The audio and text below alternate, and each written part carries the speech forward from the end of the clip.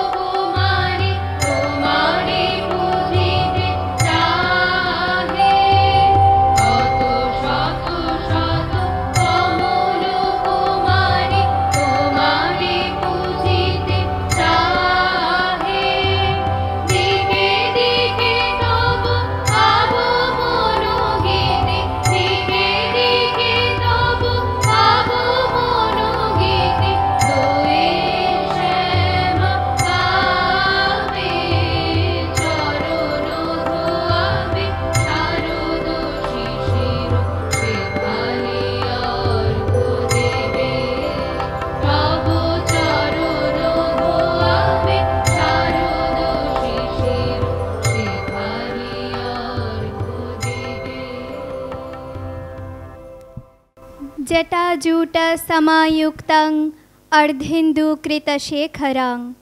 দেবী দুর্গা বিশ্বজননী। দেবতারাই কেবল ডাকার মতো ডাকতে পারে, তাই তাদের প্রার্থনায় বারে বারে মাতৃশক্তির আবির্ভাব হয়। আমরা বহু ভঙ্গে বিভাসিতা দেবীকে নানা রূপে দেখি পুরাণে, সাহিত্যে। দেবভাবাপন্ন মানুষও দেবীকে ডাকে। রামপ্রসাদ গান বেঁধেছেন, মায়ের মূর্তি গড়াতে চাই মনের ভ্রমে মাটি দিয়ে। মা মাটির প্রতিমা নন, তিনি চিন্ময়ী। তিনি অম্বা, শাম্ভবী, চন্দ্রমৌলি, বালার্কবর্ণা।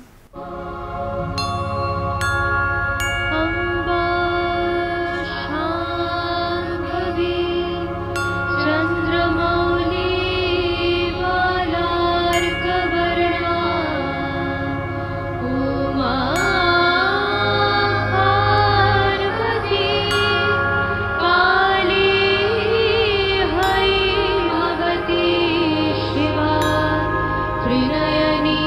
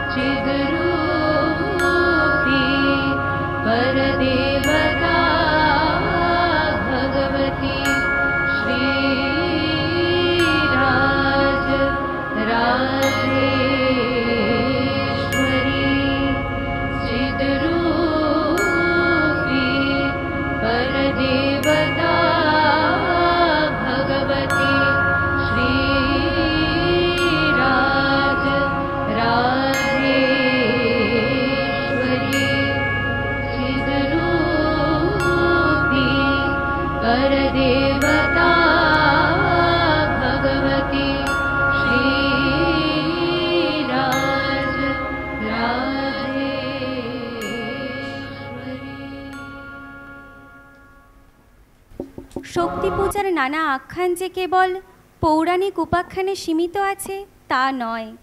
পুরাণ অবলম্বনে মহাকবি কালিদাস রচনা করেছেন কুমার সম্ভব। দুর্গা সূক্তে আছে তাম অগ্নিবর্ণাং তপসা জ্বলন্তিম। সেই অগ্নিবর্ণা দেবী তপস্যার তাপে প্রজ্বলিত হয়ে আছেন। মহামায়াও তপস্যা করেন লোকশিক্ষার জন্য। কালিদাসের অমর লেখনীতে পর্বতকন্যা পার্বতীর দুশ্চর তপস্যার কাহিনী আমাদের অনুপ্রেরণা দেয়। আমরা সেই কন্যাকুমারীকে প্রণাম জানাই। ওম কাত্যায়নায় বিদ্মহে কন্যাকুমারী ধীমহি তন্নো দুর্গে প্রচোদয়াৎ।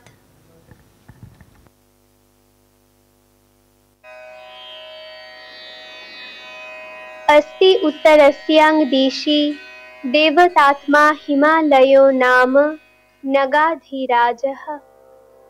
উত্তর দিকে দেবতাদের অধিষ্ঠান ভূমি পর্বতরাজ হিমালয় তাঁর স্বমহিমায় বিরাজিত। তাঁর এই বিরাট বিপুল মহিমার জন্য মর্তে অধিষ্ঠান করেও তিনি দেবতাদের মতন যোগ্য ভাগ পান। পিতৃগণ তাঁরই যোগ্য এক মানসী কন্যা সৃষ্টি করলেন। সেই কন্যা মেনকা যোগ ব্রহ্মবাদিনী। এই স্বর্গমর্ত পূজিতা কন্যার সাথে স্বর্গমর্তব্যাপী পরম সম্মানীয় গিরিরাজের পরিণয় হলো। কিছুদিন পর মেনকার কোল আলো করে একটি অপরূপ রূপলাবণ্যময়ী কন্যা জন্ম নিল। দুঃখসুদা সতী পতিনিন্দা শুনে দেহত্যাগ করেছিলেন। সেই সতী দেবী, সেই আদ্যাশক্তি মহামায়াই গিরিরাজ মেনকার কন্যা রূপে জন্ম নিয়েছিলেন। দক্ষ যজ্ঞশালে সতী পরাণতা জিয়া পুণ্যবান দেখি হিমালয় কইলা দয়া। তুষার শেখরে ভাগ্য নিবেদিব কি ভুবন জননী মাতা হইলা যার ঝি।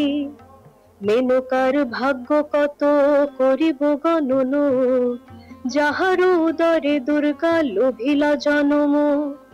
দিনে দিনে বৃদ্ধিমতি সকল মঙ্গলা শীত পক্ষে যে মতি বাড়য় শশীকলা। দিনে দিনে सा परिवर्धमाना लब्धोदया चांद्रमसीव लेखा। মেয়ের দিকে তাকিয়ে থেকেই তো আপনার বেশিরভাগ সময়টা চলে যায় গিরিরাজ। সেটা ঠিকই বলেছ। আমার ওকে ছাড়া এক দণ্ড থাকতে ইচ্ছে করে না। পার্বতী, মা আমি একটু গঙ্গা তীরে যাব। কেন মা? এই তো বেশ প্রাসাদে বসে খেলাধুলা করছিলে, আবার বাইরে যাবে কেন? বাবা আমরা গঙ্গাধারী বাড়ির শিব মূর্তি গড়ে পুজো করব। আজ যে সোমবার। ঠিক আছে, বেশি দূরে যাস না। জয়া, বিজয়া, তোরা পার্বতীর সাথে থাকিস। হ্যাঁ রানীমা, আমরা কাছেই গঙ্গা তীরে থাকবো। আমরা তাড়াতাড়ি ফিরে আসবো।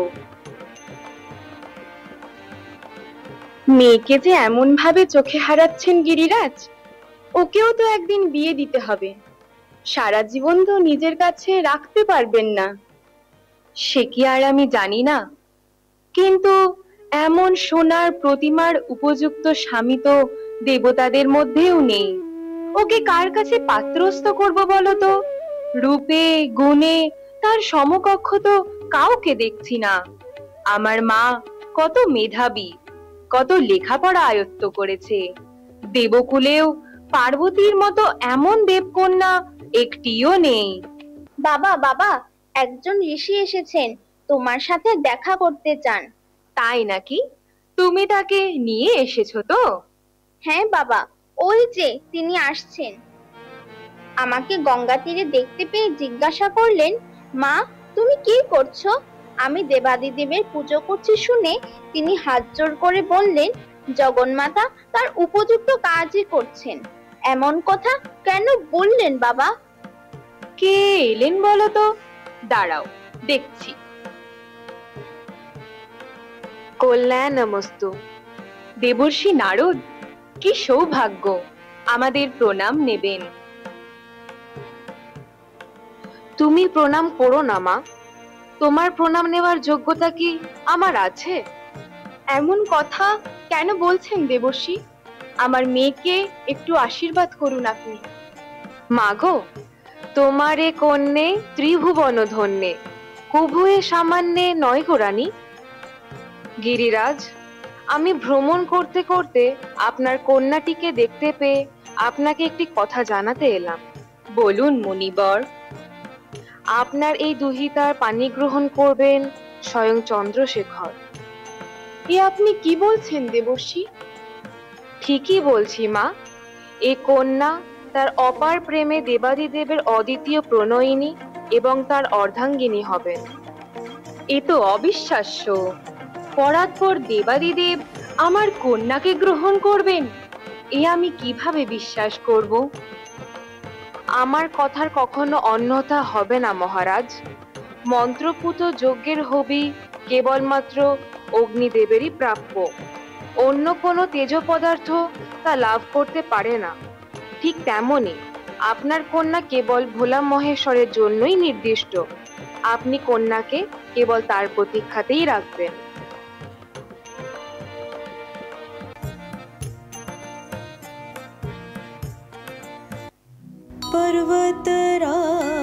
पर्वतराजकुमारी भवानी भञ्जय कृपया मम दुरितानि दीनदयामयी पूर्णकटाक्षी दीनदयामयी पूर्णकटाक्षी त्रिपुरसुन्दरी देवी मीनाक्षी हिमालय नन्दिनी शिवसीमन्तिनी दाक्षसुता सती त्वं हि नारायणी शङ्करी शाम्भवी शान्तनटेश्वरी शङ्करी शाम्भवी शान्तनटेश्वरी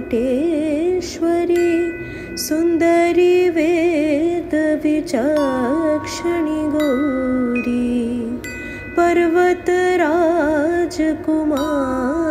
भवानी भञ्जय कृपया मम दुरितानि दीनदयामयी पूर्णकटाक्षी दीनदयामयी पूर्णकटाक्षी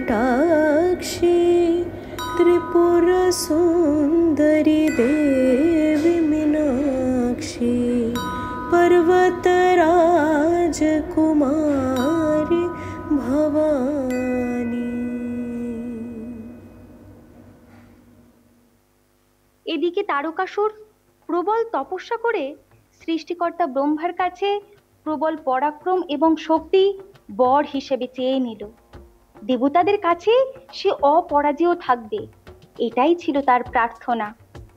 বর লাভ করেই প্রথম তারক আক্রমণ করলো স্বর্গরাজ্য। একে একে সব দেবতারা পরাজিত হলেন। অসহায় দেবতারা নিজেদের দুঃখের কথা জানাতে চললেন পিতামহ ব্রহ্মার কাছে।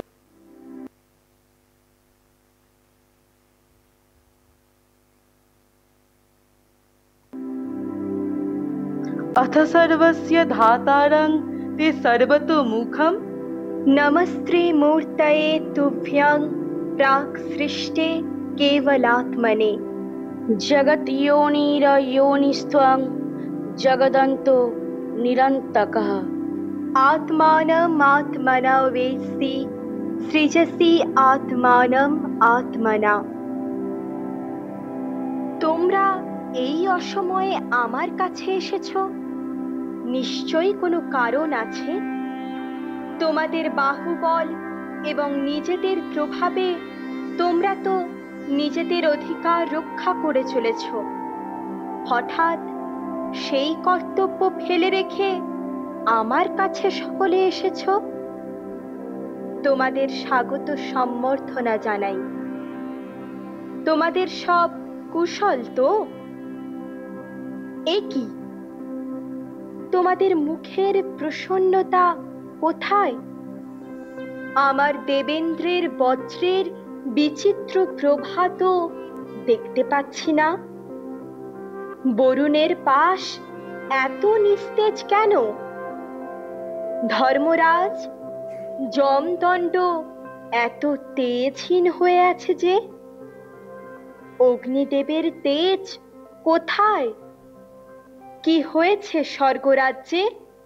ভগবান, আপনি যা বলেছেন তা ঠিক। আপনার কাছে বরলাভ করে তারক নামে এক মহাসুর অত্যন্ত উদ্ধত হয়ে উঠেছে। আপনি তো অন্তর্যামী, আপনি কি আমাদের এই বিপদের বার্তা পাননি? কঠোর কিরণ সূর্য তারকাসুরের ভয়ে এতই বিব্রত যে তার পুরীর ত্রিসীমানাতেও আর তীব্র তাপ দিতে পারে না।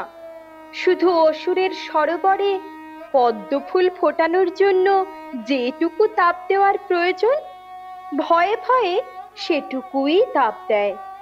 চন্দ্রকে সারা মাস পূর্ণিমার চাঁদ হয়ে তারকের পুরীর মাথার ওপরে থাকতে হবে, কারণ সে প্রতিদিন পূর্ণ চন্দ্র দর্শন করতে চায়। কেবল চন্দ্রশেখরের ললাটে যে সামান্য একটু চন্দ্ররেখা আছে তাই বাদ থাকে। পিতামহ, সুরলোক বাহিনী মন্দাকিনীর আর সেই শ্রী নেই। একটিও সোনার কমল সেখানে ফোটে না। বাতাসে উড়ে বা ছিঁড়ে যদি কোনো ফুল গিয়ে তারকের পুরীতে পড়ে, তাহলে বায়ুকে ফুল চুরির দায়ে পড়তে হবে। তাই সমীরণ তারকের ফুল বাগানে যান না। কেবল পাখায় যেটুকু জোরে হাওয়া হয় সেইটুকু জোরে তারককে হাওয়া করেন। বায়ু দেবতার আর কোনো তেজ নেই। 6 ঋতুকে তারকাসুরের বাগানে একসাথে সব ফুল ফুটিয়ে রাখতে হচ্ছে। তারা ঋতু অনুযায়ী পরপর ফুল ফোটাতে পারছে না। যাতে তারকাসুর খুশি হয় সেজন্য দেবরাজ ইন্দ্র প্রতিদিন কল্পতরু থেকে উৎকৃষ্ট ফুল তুলে দূতের হাত দিয়ে পাঠান। তবু অসুর রাজের মন পান না। আমাদের শেষ আশাও নির্মূল হয়ে গেছে। ভেবেছিলাম বিষ্ণুর সুদর্শন চক্রের সাহায্যে আমরা তাকে জয় করতে পারবো। পিতামহ, সেই আশাতেও ছাই পড়েছে। তারকাসুরের গলা এতই শক্ত যে বিষ্ণুর সুদর্শন চক্র তার গলায় ধাক্কা লেগে বেঁকে গেল। তা দিয়ে আগুনের ফুলকি বার হতে শুরু করলো। সে আবার এমন ফুলকুড়ির মতো ঝরে পড়লো যে মনে হলো ওই বিরাট কালো অসুর যেন গলায় পদ্মরাগ মণির হার পড়েছে। আমরা করতে যাই মন্দ, কিন্তু কপাল গুণে সেটা ভালো হয়ে যায়। দেবরাজের উচ্চৈশ্রবা অশ্ব, ঐরাবত সব সেই অসুর বলপূর্বক অধিকার করেছে। আমরা আমাদের যোগ্য ভাগ থেকে পর্যন্ত বঞ্চিত হচ্ছি। এই অসুরকে দমন করার বহু চেষ্টা আমরা করেছি, কিন্তু সে তো আপনার বরে অপরাজেয়। আপনি এখন পারেন আমাদের রক্ষা করতে। বলো, তোমরা কিভাবে রক্ষা পেতে চাও? আপনি ত্রিলোক সৃষ্টি করেছেন, এখন ত্রিলোক রক্ষার জন্য একজন সর্ববিজয়ী সেনাপতি সৃষ্টি করে দিন, যাকে সামনে রেখে আবার আমরা বিজয়ী হতে পারি। তোমাদের অভিলাষ পূর্ণ হবে, তবে এখনই নয়, একটু অপেক্ষা করতে হবে। তারকাসুরের কঠিন তপস্যার কারণে আমি তাকে বর দিতে বাধ্য হয়েছিলাম। এখন স্বয়ং তার বধের বন্দোবস্ত করতে পারবো না। জানোই তো, বিষবৃক্ষোপি সংবর্ধ্য স্বয়ং ছেত্তুম অসাম্প্রতম। নিজে লাগানো গাছ বিষবৃক্ষ হলেও স্বয়ং তাকে কেটে ফেলা যায় না। তারকাসুরকে বধ করার জন্য চাই মহাদেবের তেজের অংশ। দেবাদিদেব মহাদেবের পুত্রই কেবলমাত্র সেনাপতি রূপে অবতীর্ণ হয়ে তারককে বধ করতে পারবেন। তখন তোমরা আবার স্বর্গরাজ্য ফিরে পাবে। কিন্তু সতীদেবীর দেহত্যাগের পর মহেশ্বর এখন গভীর ধ্যানে নিমগ্ন আছেন, তাঁর বিবাহ কিভাবে সম্ভব? জগন্মাতা হিমালয়ের কন্যা রূপে আবার জন্মগ্রহণ করেছেন। তোমরা জগৎ পিতা এবং জগন্মাতার মিলনের ব্যবস্থা করো। তাদের যে পুত্র হবে সেই হবে দেব সেনাপতি। আর তখনই কেবল তোমাদের সব সমস্যার সমাধান হবে।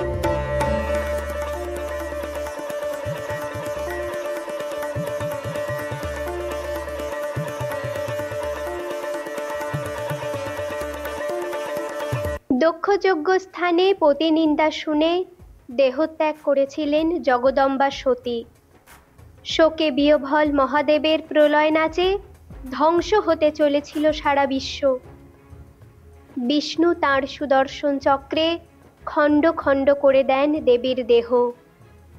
মহাদেব তপস্যায় নিমগ্ন হন। তপস্যাপ্রবণ দেবাদিদেব তপস্যার জন্য একটি সুন্দর স্থানের খোঁজে এই সময় এলেন হিমালয়ের এক অতি মনোরম শানু দেশে। স্থানটি কলনাদিনী গঙ্গার প্রবাহে পবিত্র। দেবদারু বনের মাঝে মৃগনাবির গন্ধে আমোদিত সেই স্থানে মহাদেব কিছুদিনের জন্য নিজের তপস্যার আসন বিছিয়ে নিলেন। তার সঙ্গে এলেন নন্দী, ভৃঙ্গি ও অন্যান্য শিবানুচরেরা।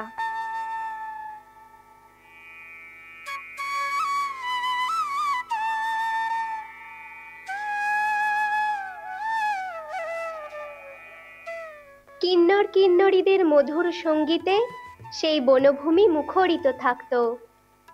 দেবাদিদেব তো কেবল যোগী শ্রেষ্ঠ নন, তিনি নটশ্রেষ্ঠ নটরাজ।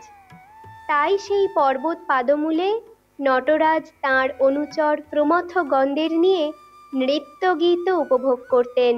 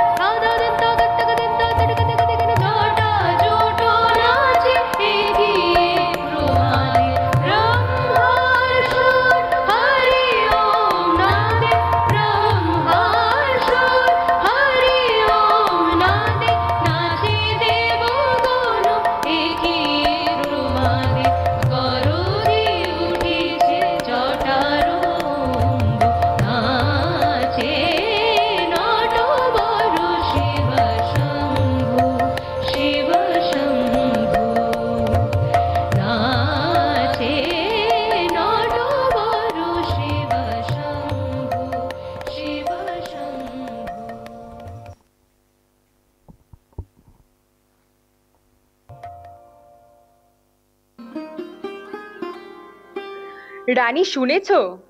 কি হয়েছে গিরিরাজ? ভোলানাথ কৈলাস শিখর ছেড়ে আমার হিমালয়ে তপস্যা করতে এসেছেন।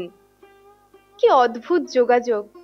আমরা আমাদের কন্যার জন্য তার প্রতীক্ষা করছি, আর তিনি স্বয়ং এসেছেন আমাদের কাছে। হ্যাঁ রানী, এখানেই তিনি তার তপভূমি নির্বাচন করেছেন। নারদ বলে যাবার পর থেকে আমি তো গৌরীর জন্য কোনো পাত্র অনুসন্ধান করিনি। এদিকে সে বড় হয়ে উঠছে, কত চিন্তায় ছিলাম কিভাবে মহেশ্বরের সাথে যোগাযোগ করব। তুমি কি তার কাছে কন্যার বিবাহের প্রস্তাব নিয়ে গিয়েছিলে? না না, অত বড় দুঃসাহস আমার নেই। এই হিমালয়েরই এক সাত্ত্বিক স্থানে গঙ্গা তীরে দেবদারু বনে নির্বিকার সতীকান্ত সমাধিস্থ আছেন দেখলাম। তার আতিথ্যের জন্য আমি পার্বতীকে পাঠাবো। আমি তার অনুমতি চেয়ে নিয়েছি। কিন্তু পার্বতী তো কুমারী, তাকে তুমি মহাদেবের আশ্রমে একাকী পাঠাবে? রানী, দেবাদিদেব জিতেন্দ্রিয়, সম্পূর্ণ নির্বিকার, আর পার্বতীর উপর আমার অগাধ বিশ্বাস আছে। সে পরম সংযমী। তবু তার সঙ্গে আমি জয়া বিজয়াকেও পাঠাবো। সে ভোলানাথের সেবা করুক। যদি কখনো বিধাতা প্রসন্ন হন, তাহলে মহাদেব তাকে চরণে আশ্রয় দেবেন। কিন্তু পার্বতী সম্মত হবে তো?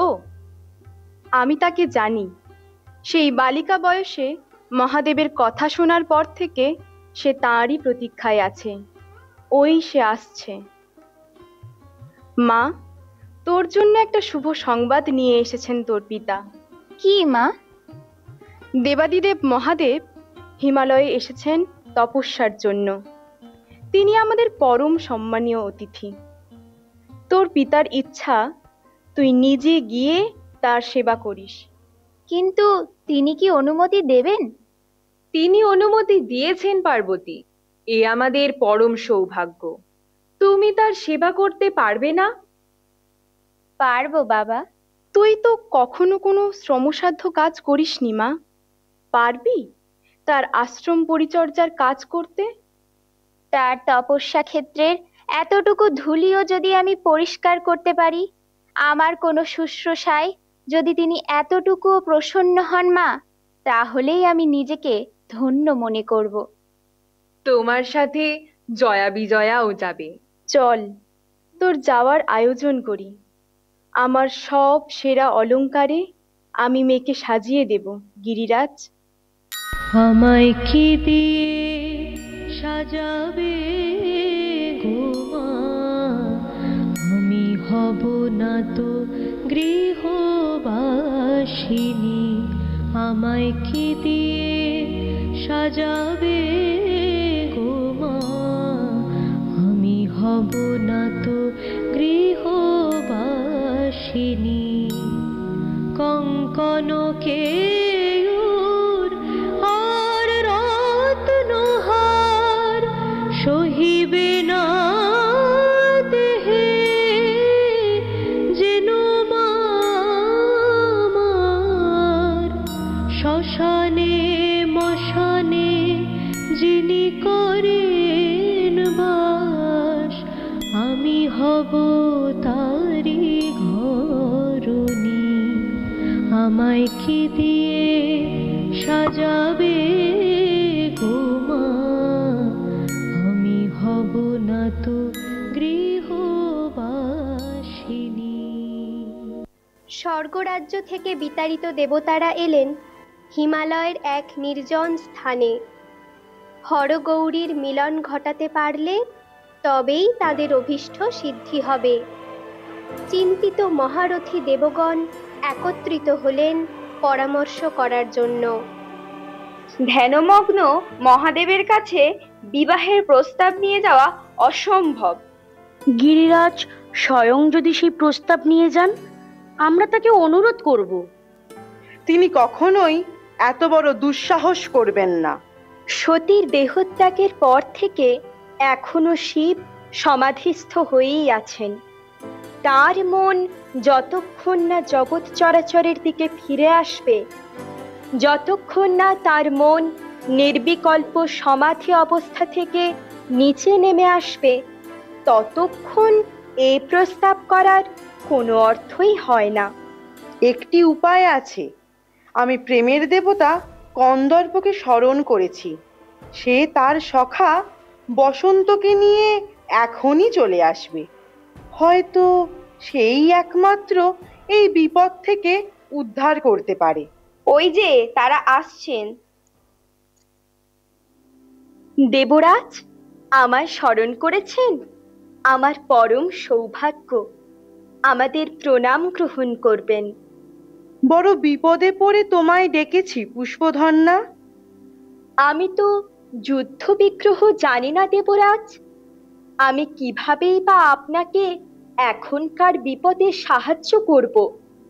ইন্দ্রত্ব লাভের জন্য যদি কেউ তপস্যা করে, অথবা আপনার অপছন্দের কেউ যদি মুক্তি লাভের জন্য তপস্যা করতে থাকে, তাহলে তাদের সাধনা আমি খুব সহজেই নষ্ট করে দিতে পারি।